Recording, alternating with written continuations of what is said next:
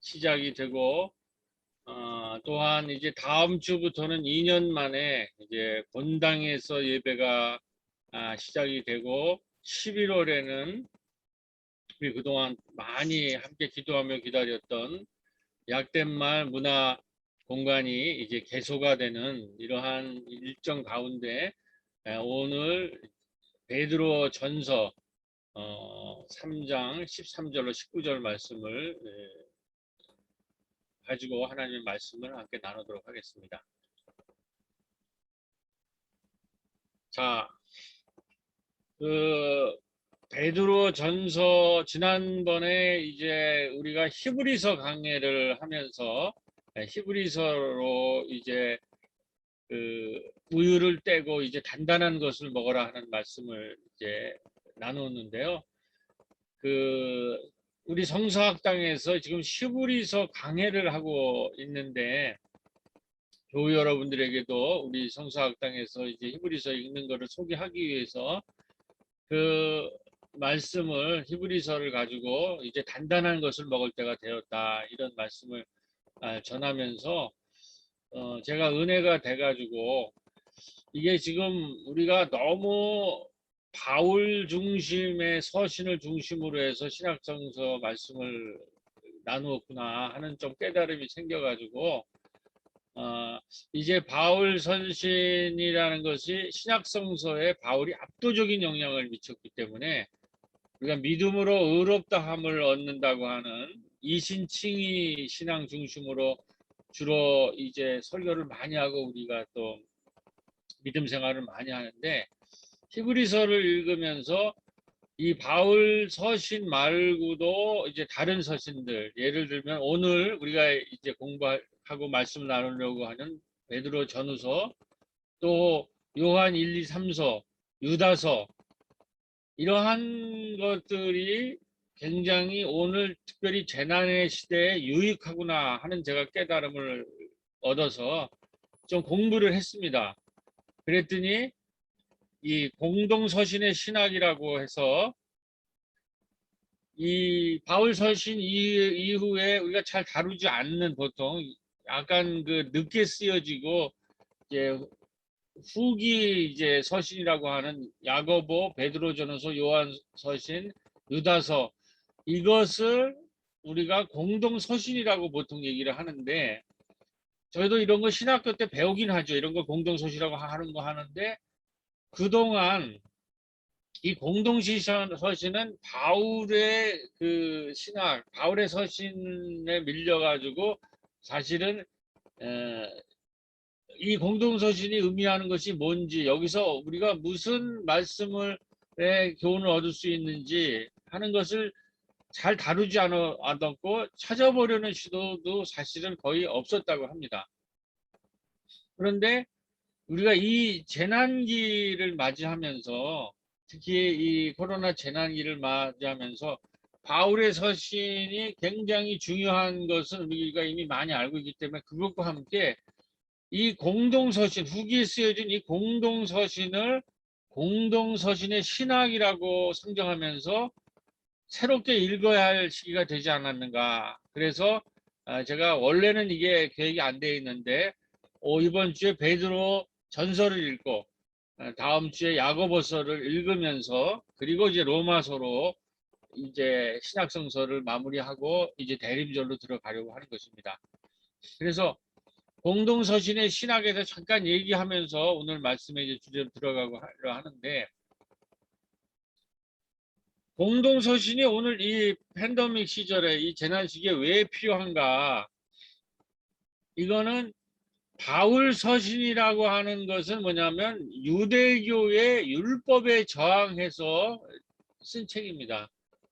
이게 율법주의의 유대교에서 저항해서 믿음을 강조하면서 이게 기독교가 탄생한 사실은 주류죠. 신약성서의 주류고 우리도 주로 많이 읽고 배우는 것이 바울 서신을 중심으로 해서 신약성서를 많이 이제 배우는데 그리고 읽고 그리고 그것을 마음속에 새기는데 공동서신이 쓰여진 거는 그 바울 서신과 좀 다릅니다. 유대교의 율법에 저항해서 쓰여진 책이 아니라 공동서신은 로마의 황제라는 이 로마의 제국이 이제 세상을 지배하니까는 이 황제를 신으로 보고 우상숭배를 황제 신앙을 믿음으로 보면서 이 크리스찬들도 로마의 제국을 닮고 거기에서 출세하기를 원하면서 그 신앙이 요동치고 흔들리는 이러한 상황, 그리고 심지어는 배교를 하는 상황에까지 나가는 상황 속에서 쓰여지는 책이라는 거죠. 이 공동서신은. 그렇기 때문에 로마의 박해라는 재난 가운데에 요동치고 흔들리는 이 초대교회의 신앙을 바로잡기 위한 책이기 때문에 오늘 이 코로나 재난기에 이것을 읽어야 될 필요가 있다. 라고 이 공동서신의 신학이라는 책에서 이제 최영삼 교수님이 이렇게 써서 이걸 제가 읽으면 이걸 설교를 한번 해야 되겠다. 이런 좀 생각이 들었던 것입니다. 그러면서 이 공동서신의 신학은 출발은 사실은 이제 다음 주에 할 야고보서인데 야고보서, 베드로서, 전후서, 요한 1, 2, 3서 이제 이런 것들인데 이거는 우리가 보면 바울의 믿음의 이신칭의 믿음 신앙과 야고보서는 다음 주에 얘기하겠지만 행위를 강조하잖아요. 믿음보다 행위를 강조한단 말이죠. 근데 이 두 가지가 대칭되는 게 아니라는 거죠. 이 야고보서가 이 바울의 신학에서 부족한 점을 보완하려고 하는 것이지 바울의 신학의 대척점에 쓰는 것으로 읽어서는 안 된다는 거죠.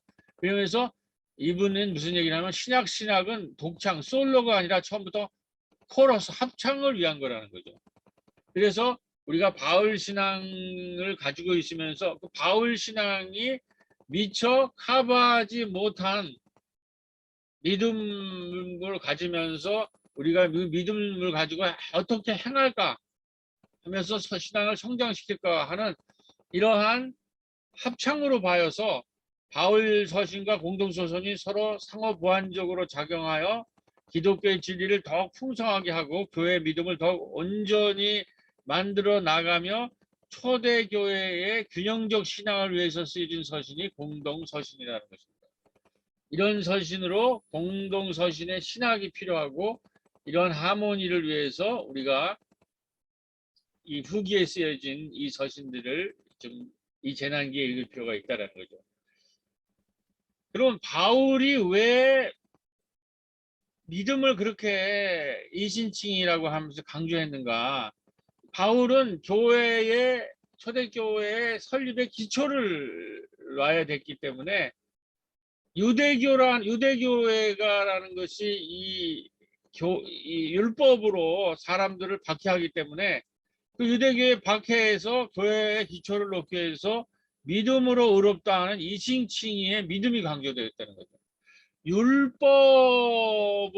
가지고 사람을 차별하고 배제하는 이러한 율법 중심주의에 대해서 그것이 가장 해악은 뭐냐? 이방인을 배제하고 이방인을 차별하잖아요. 그래서 유대인들 중심으로 모인다는 거죠, 교회가.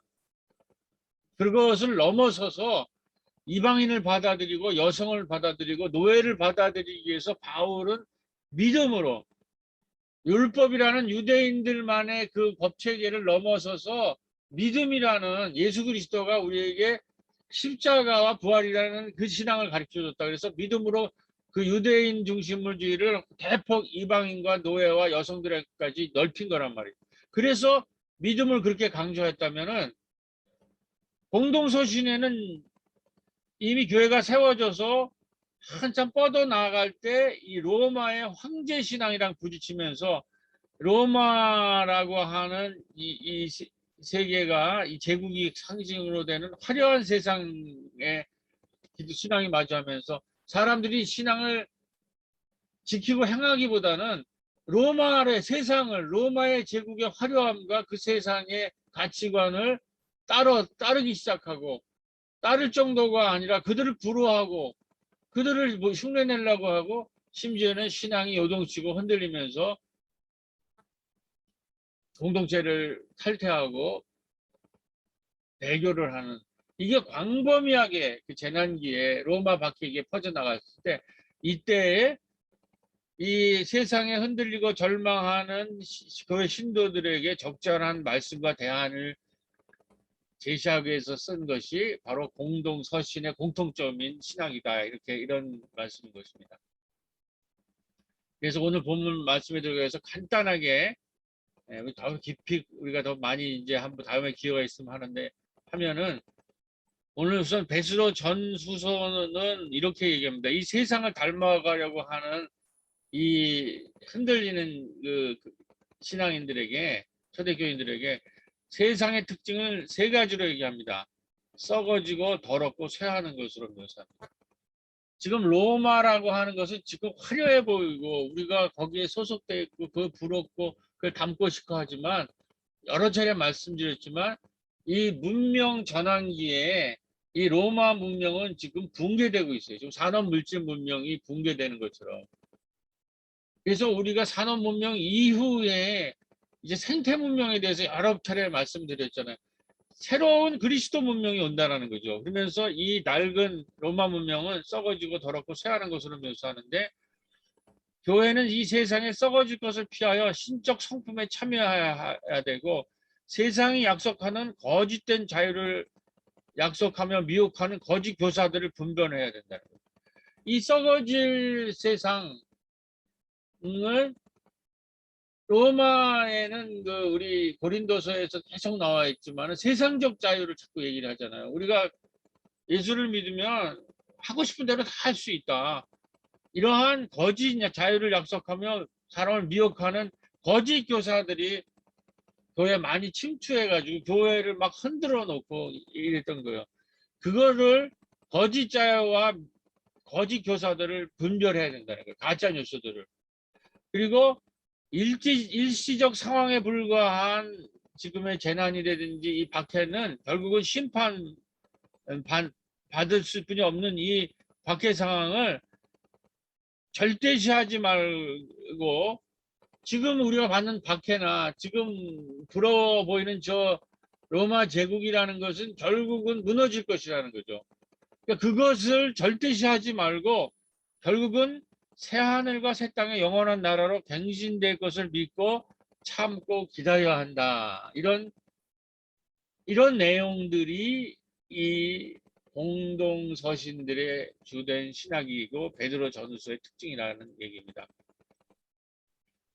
그래서 베드로 전서의 특징을, 오늘 우리가 다룰 베드로 전서 특징을 잠깐 말씀드리면은 거기에 이런 게 있어요. 주인보다도 재산과 노동력으로 여겼던 노예에게 더 많은 권면을 한다는 거예요. 이사는 베드로 전서 이상하게 부자라든지 그 노예주가 아니라 초대교회에 있는 이 노예주한테는 노동력으로, 재산과 노동력으로 여겨졌던 노예에게 많은 권면을 하고, 남편보다 열등하고 종속적으로 여겼던 아내에게 더 많은 권면을 주어지는데, 이는 단순히 노예들의 인권을 존중하고 여성을 인정하는 것보다 더 중요한 혁명적인 말씀이 있다는 거죠. 이것은 오늘 우리의 본문 이 베드로서는 그 당시에 소아시아의 지역에 있는 그 떠돌이들, 집 없는 신도들의, 유리하면서 집 없는 신앙인들의 집에 대해서 말씀하는 거거든요. 그러니까는 집 없는 사람들, 이 노예들, 여성들에게 혁명적인 메시지를 주는데, 뭐라고 얘기하냐면, 그리스도인들, 그 집 없는 백성 그리스도인들이 하여금 하나님의 구원을 받고 내가 속한 구원에서 도적적 영적을 변화를 이루어 구원을 회복해 나가는 주체가 되어서 썩지 않는 말씀의 씨앗을 받아 그리스도를 따르는 사람들이 되라, 이런 얘기예요. 이게 뒤에 보면 그 유명한 너희들은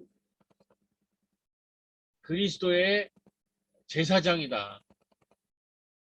선택된 백성이고 너희들은 왕적 제사장이다. 이런 얘기를 해요. 지금 유리하고 떠도는 사람들에게 이게 베드로전서에 노예들과 여성들과 요리하는 사람들에게 주는 그러면서 뭐냐면 베드로전서 1장 25절은 풀은 마르고 꽃은 떨어지되 오직 주의 말씀은 세세토록 있도다. 그러니까는 지금 영원할 것 같은 것은 다 무너지고 붕괴될 거라는 거. 그렇지만 이 개난기에 우리가 말씀을 붙잡을 때에 너희들은 구원받은 사람이 되고 너희들이 있는 자리에서 영적 변화를 일으켜서 너희들이 있는 자리에서 너희들의 왕과 같은 제사장이 될 것이다. 지금 하나님은 세상에서 가장 그렇기 때문에 하나님은 세상에서 가장 초라한 자라도 그 초라한 자리에 심겨진 말씀을 통해서 영원의 구원을 허락하신다는 거죠. 다시 말하는 사회에서 지금 우리가 재난기에서 가장 약한 위치에 있는 약한 자일지라도 우리가 말씀의 씨앗을 가진 사람들이라면 우리는 우리의 현장에서 이 재난의 현장에서 순결한 꽃을 피우며 하나님의 나라를 이루어 가신다. 그런 설교를 그런 말씀을 전해줍니다. 이 노예, 이 여성들, 집 없는 자에 유리하는 사람들 향해서 결론적으로 베드로전서는 지금 흩어져 나그네 된 교회에게 영원한 말씀을 가진 자로서 어떻게 고난의 길도 영광을 보며 기쁨으로 걸어가며 믿음 위에서 거룩한 인생을 지으며 제사장적 삶을 살 수 있는지를 드러낸 책인 줄로 믿습니다. 그래서 이제 우리가 함께 축복성을 읽을 텐데 특별히 2절에 보면 너는 택한 족속이요 왕같은 제사장이요 거룩한 나라 하나님의 소유한 백성 이렇게 축복을 하고 있는 거예요. 요약하면 결국 크리스찬이라는 것은 너희는 택한 족속이요 왕같은 제사장이요 이런 너희를 어두운 가운데서 불러서 그의 귀한 빛에 들어가게 하신 자의 아름다운 덕을 선전하게 하려는 거다. 그러니까 우리가 아무리 노예의 신분, 여성의 신분, 집 없는 자들의 신분에 있을지라도 그것에서 우리를 택하여 불러서 왕같은 제사장으로 하는데 이 왕같은 제사장이 하는 일은 뭐예요? 어두운 곳에서 불러나와 기이한 빛에 들어가 아름다운 하나님의 나라를 선전하는 거예요. 이런 왕같은 제사장이 이 재난기에 우리가 돼야 될 줄로 믿습니다. 자, 이런 의미에서 우리 선희정 집사님께서 축복성을 반주해 주시는 것에 따라서 우리가 함께 축복성을 한번 찬양해 보도록 하겠습니다. 2절 특별히 여러분 할 때 우리 가사를 음미해 주시기 바랍니다.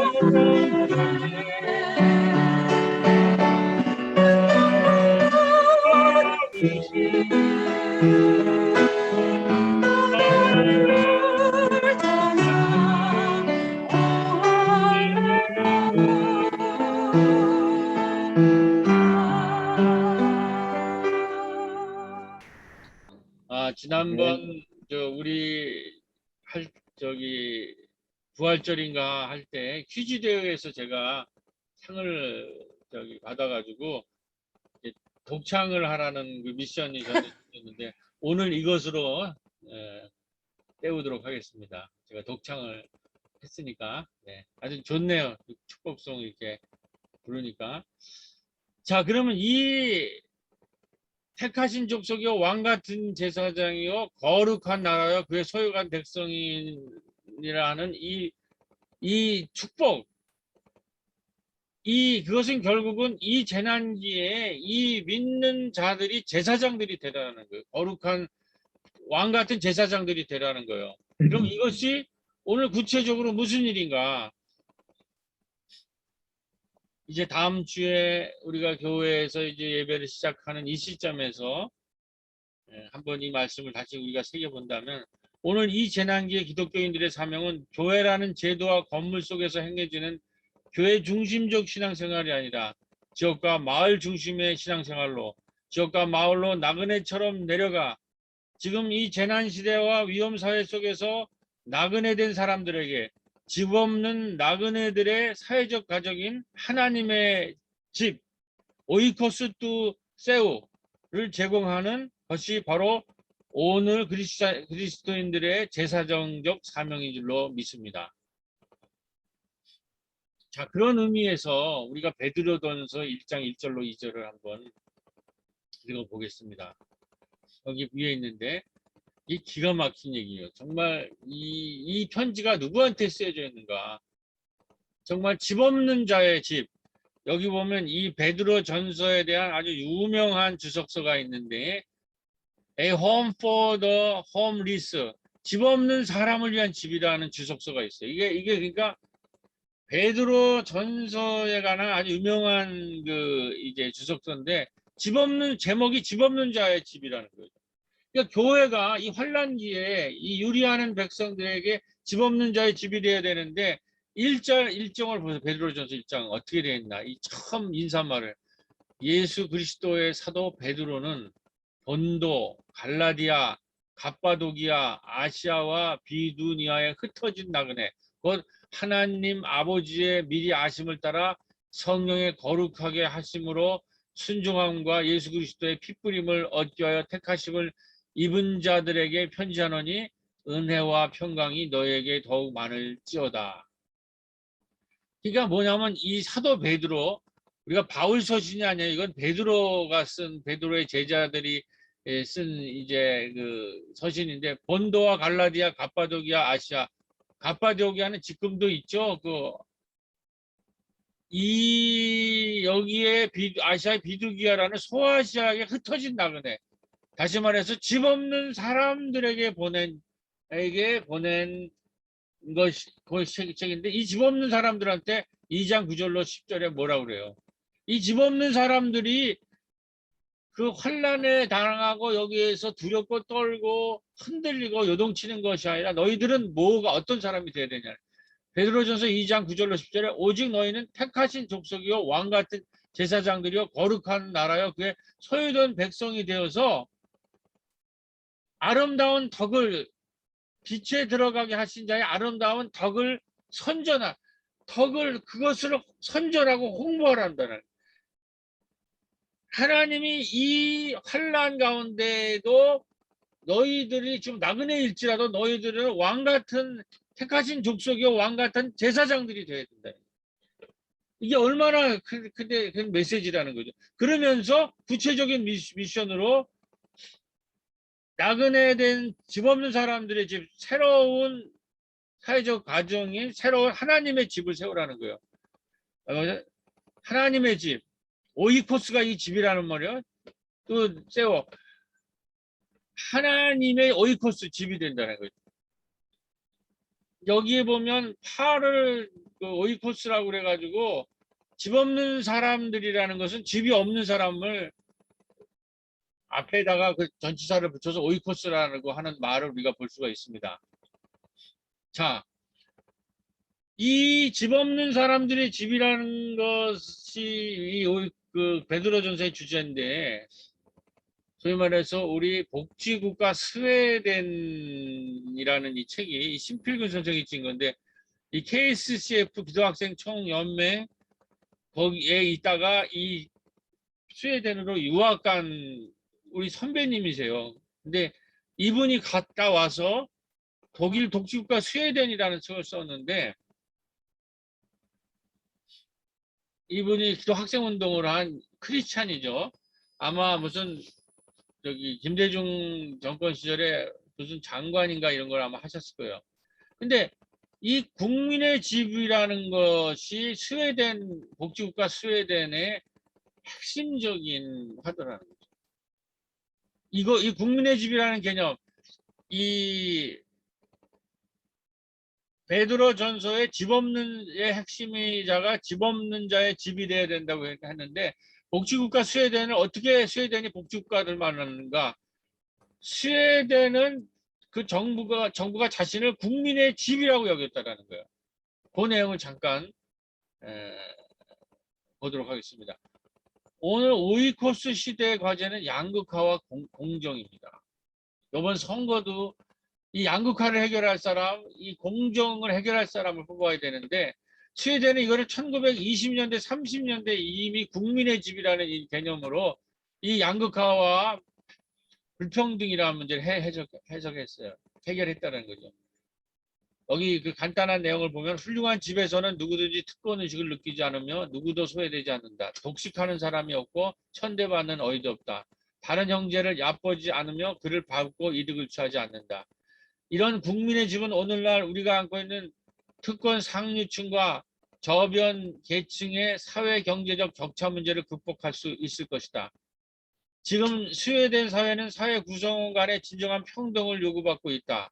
이런 사회적 격차를 해소하고 좋은 국민의 집을 건설하기 위해 사회적 돌봄 정책과 경제 균등 정책이 요구된다. 이것이 1928년 국민의 집 연설문 중에 나온 거예요.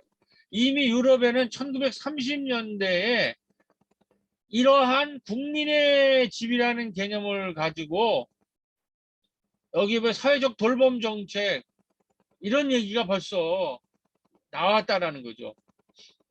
그래가지고 20년대 인구 감소 문제가 저출산과 인구 감소 문제가 될 때에 가족 정책이 나왔는데 내용은 국민의 집 정신을 기반으로 한 아동 정책, 여성 정책이 근간이 되어서 노동환경법과 보건의료법에 책임을 진다. 가정으로부터 시작하여 직장 생활에 이르기까지 양성평등 원칙이 보존되어야 한다. 그래서 임신, 출산, 육아, 보육에서 발생할 수 있는 혹은 발생하는 소득 손실에 대한 보상과 각종 서비스. 아동 정책은 모든 아이는 우리 모두의 아이라는 사회 책임론을 확산한다. 그렇게 해서 복지국가 스웨덴을 만들었는데 이러한 것이 기독교 국가잖아요. 이 책을 쓴 신필균 선생님도 기독 학생 출신으로 여기 유학 가서 이걸 공부하고 이 책을 쓴 거고. 근데 이것이 오늘 우리가 이 집 없는 사람의 집, 국민의 집이 바로 우리가 가야 될 길이라는 거죠. 이 돌봄 이제 우리는 이제 이 코로나 이후에 돌봄 시대로 돌입하고 있기 때문에 집 없는 사람의 집, 국민의 집을 통해서 앞으로 우리 새로운 교회는 이제 다음 주에 들어갈 그 교회 공간 또 복지 아니 돌봄 문화센터에서 뭐 센터가 마을의 집이 되어야 한다는 거예요. 근데 마침 CGS의 김수지 기자가 코로나 기회 시대에 마을교회 두 군데를 농촌교회 한 군데랑 우리 교회를 취재했는데 그때의 우리 교회에 대한 내용이 나와 있는 거에 장면을 제가 여기 기록을 해봤습니다. 우리가 어떻게 마을교회 집이 될 건가라는 거를 온 세상에 이렇게 알렸는데 그 얘기를 잠깐 들어보도록 하겠습니다. 부천 새롱교회는 주민들의 필요를 채워주는 마을 돌봄 사역으로 지역아동센터와 마을 도서관을 운영하며 건강한 마을 생태계를 만들어가고 있습니다. 마을 축제와 도시농부, 건강 리더 교육 세미나 등 주민들이 직접 참여할 수 있는 다양한 소그룹 사역을 진행하며 지역으로부터 큰 호응을 얻고 있습니다. 코로나 이후를 준비하는 새로운 교회는 교회 건물을 리모델링해 주일을 제외한 평일 어르신과 청소년 지역민을 위한 통합적 마을 돌봄문화센터로 활용할 계획입니다. 이거 제가 한 말입니다. 여러분들 요거 우리 교회 거를 요약해서 유튜브로 한 거를 교회에 올려놨으니까 한번 보시기 바랍니다. 새로운 교회 코로나 시절에 이 교회를 돌봄과 문화 공간으로 마을에 내놔야 되겠다. 11월 정도 되면 이 공간을 오픈할 텐데 코로나 이후에 마을 교회들이 어떻게 나가야 할 것인가 하는 방향성이 여기서 나오지 않을까 하는 기대감과 꿈을 가지고 있습니다. 세상 가운데서 하나님 나라를 세워가고 있는 교회들의 사역이 마을을 변화시켜가고 있습니다. 이렇게 됐습니다. 자, 그리고 이러한 상황 속에서 1사구역 연합 예배가 드리고 또 3구역 예배가 드리고 또 지난주에는 2구역 예배가 드렸는데 거기에서 1사구역 연합 예배는 굉장히 창조적으로 약간 지금 구역 예배에서 숫자가 조금 부족하니까 이거를 연합 예배라는 식으로 해서 풀어내셔가지고 이렇게 한 거를 이제 엄초령 전사님이 정리해서 올려주셨는데 우리가 만날 수 없을 때 이런 지혜가 너무나 반갑고 너무나 감사합니다. 여기 쭉 토론된 내용이 있는데 그중에서 1번을 기록한 1번을 보면 아주 오늘 우리 말씀과 참 도움이 되는 은혜로운 말씀이 나눠졌더라고요. 새로운 교회는 코로나를 지나는 동안 예배와 교회에 관하여 새로운 이해를 하게 되었다.